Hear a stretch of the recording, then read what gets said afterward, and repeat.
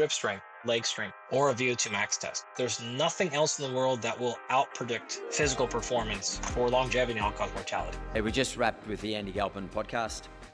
And the three things that he said are really important for us to measure in terms of our longevity.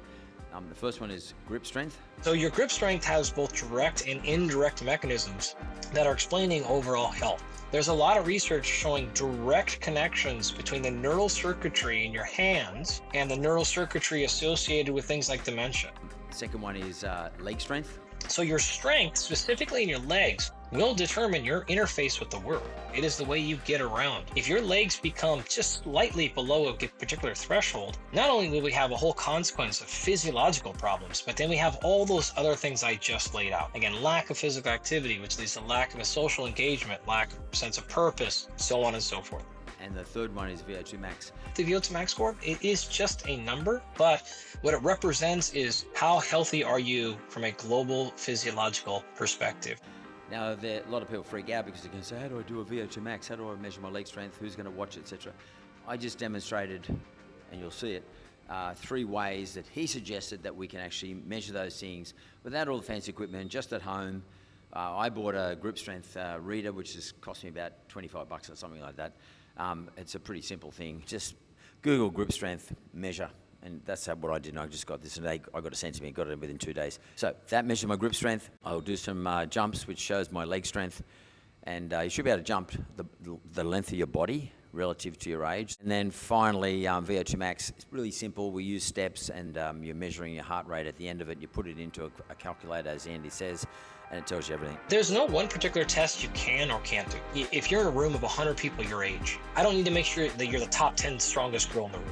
I don't care about that, right? I want to look and make sure you're not the bottom 10. That's really what we're after. And I say that to say, so the specifics of the test don't matter that much, because we're not trying to differentiate the 99th place versus the 92nd place. I'm trying to differentiate horrific versus, okay, you're fine.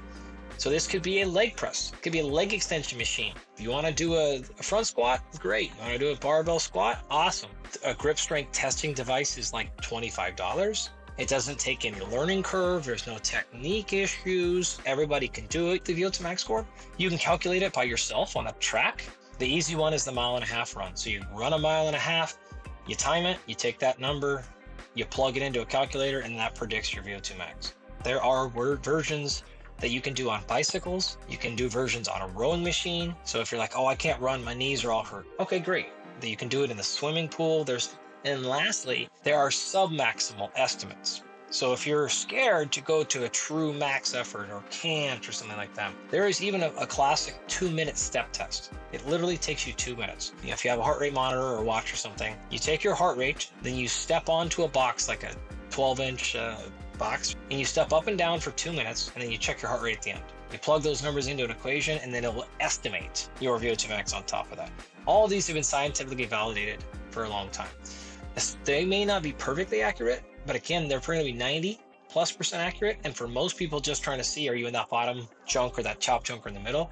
It's going to be close enough. And so I hope that gives everybody out there listening options. So do whatever test you feel comfortable with, do it well, get a good quality number, and then just Google search what's a normal score for my age, my sex, based on this exact thing. And you'll get in the ballpark. And if you think you're like kind of low-ish, then you need to make some serious changes. If you're really, really high, then you're okay. Keep doing what you're doing. Anywhere in between, then we probably want to make progress.